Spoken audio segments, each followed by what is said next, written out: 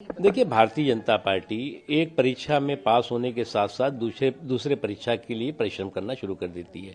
Bharatiya Janata party जो है वो एक रिजल्ट के बाद दूसरे रिजल्ट के लिए रिहर्सल भी शुरू करती है, परिश्रम भी शुरू करती है और उसमें पास होने के लिए मजबूती के साथ, संकल्प के साथ काम करना शुरू करती है। भारतीय जनता पार्टी वो नहीं है कि एक परीक्षा में हम पास हो गए तो हम जो है वो कान में तेल डाल करके सो गए या विदेश घूमने चले गए, या जिस तरह से ये लोग हैं कि एक परीक्षा में अगर कहीं फेल हो गए तो ये कोप भवन में चले जाते हैं, अगर कहीं गलती से अच्छा परिणाम आ गया तो कान में तेल डाल करके वो विदेश में घूमने चले जाते हैं। तो इसलिए भारतीय जनता पार्टी पूरे संकल्प के साथ संपर्क, समन्वय और संवाद के माध्यम से हमेशा हर चुनाव में काम करती है और जो एक पिछला चुनाव होता है उससे सबक और संदेश लेकर के अगले चुनाव में और बेहतर प्रदर्शन करने के लिए काम करने वाली पार्टी रही।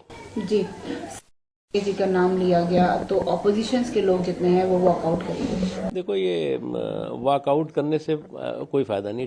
टॉक इन करिए आप, वॉक से नहीं टॉक से काम चलेगा। आप अगर रणछोड़ बहादुर बन रहे हैं तो इससे एक बात साबित होती है कि आपके पास तर्कों की कंगाली है, आपके पास तर्क नहीं है और तर्क की कमी जो है वो आपको वॉकआउट कराती है, बहिष्कार कराती है। अरे भाई, आपके पास अगर तर्क है, जो बातें आप बाहर कहते हैं, जो बातें आप पूरे देश में समझा रहे हैं पूरे देश को, तो आप बताइए ना। वो एक कॉन्स्टिट्यूशनल कमेटी है, उस कॉन्स्टिट्यूशनल कमेटी में आप वॉकआउट करके अपना खुद का जो है वो नुकसान कर रहे हैं। जी सर, केरला असेंबली ने अमेंडमेंट बिल लेके आ रही है वक्फ को लेकर, उसको विड्रॉ करने के लिए जो है बिल पास। देखिए, ऐसा है कि संसद की अपनी रिस्पॉन्सिबिलिटी है, विधानसभाओं की अपनी रिस्पॉन्सिबिलिटी है। हमारे संविधान ने संसद की जिम्मेदारी और विधानसभाओं की जिम्मेदारी को पूरी तरह से सुनिश्चित किया हुआ है।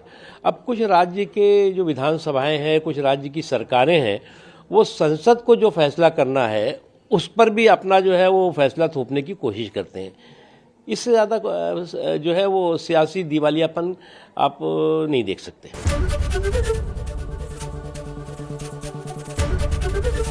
एबीपी गंगा, खबर आपकी, जुबान आपकी।